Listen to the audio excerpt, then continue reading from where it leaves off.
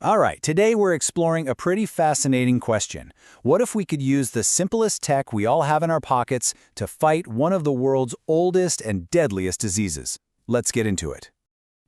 Think about the QR code for a second. We use it for absolutely everything, right? Restaurant menus, concert tickets, you name it.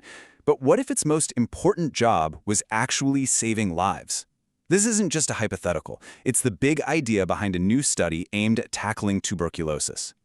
And to really get why this is such a big deal, we need to talk about Indonesia. It has the second highest number of tuberculosis cases in the entire world. The stakes there are incredibly high, which honestly makes it the perfect place to test out a radical new idea. You know, it's easy to think of tuberculosis, or TB, as a disease from another time, something you read about in history books. But the reality? It's completely different. It is very much a persistent, modern killer.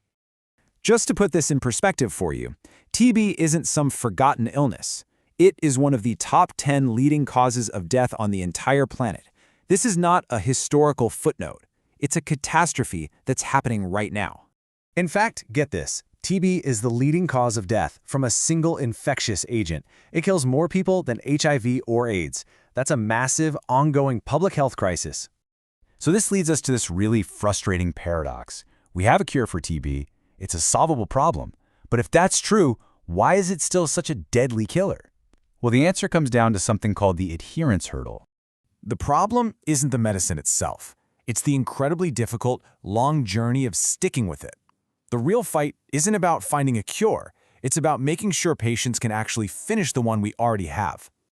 Just try to imagine this. You have to take powerful medication every single day for at least 6 months. That's the minimum. It's a grueling, long-term marathon that is just incredibly tough for anyone to get through. And the challenge comes from all sides. Patients stop for so many reasons. The drugs can have severe side effects, or maybe they start feeling better and just assume they're cured. Then there's social stigma, and many people even lose their income because they're too sick to work. It's a perfect storm of hurdles. And if you want to see the real-world impact, look at this data from Jombang, the specific region in Indonesia where this research is happening. In 2022, fewer than half of the registered TB patients actually completed their treatment. That's the deadly adherence gap right there in the numbers. So, how has the medical world been trying to solve this problem? Well, the standard approach has been very hands-on. Let's call it an old-school strategy that's been around for decades. It's called Directly Observed Therapy, or DOT for short. And yeah, it is exactly what it sounds like. A health worker, or maybe a family member, has to physically watch the patient swallow their pills every single day for 6 months or more. And look, DOT can be effective, but you can probably see the problems right away. It takes a huge amount of time and manpower. And for the patient, it can feel really intrusive and just totally disrupt their life, making a tough situation even harder. This is where this new research flips the script. Instead of relying on more people, what if we could use a simple digital tool to empower the patient to help themselves? So let's compare the two. On one side, you have DOT. It's in-person, it's intensive, and it totally depends on someone else's schedule. On the other side, this QR code approach gives patients on-demand info that's private, focused on them, and super easy and cheap to scale up. And this right here is the key shift in thinking. The point of the QR code isn't to watch the patient. It's not surveillance. The whole goal is to give them the tools they need to take control of their own health. It's all about empowerment. So how does it do that? Well, the research zeroes in on 2 critical factors for success: a patient's knowledge and their motivation.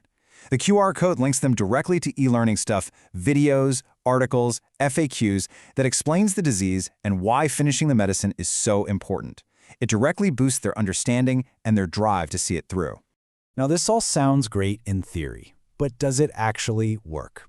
Well, this isn't just some idea somebody cooked up.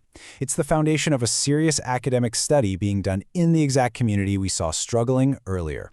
The entire approach is actually the subject of a master's thesis from Universitas Estiarada, Indonesia. So this is a serious scientific effort to measure the real-world impact of this simple QR code strategy.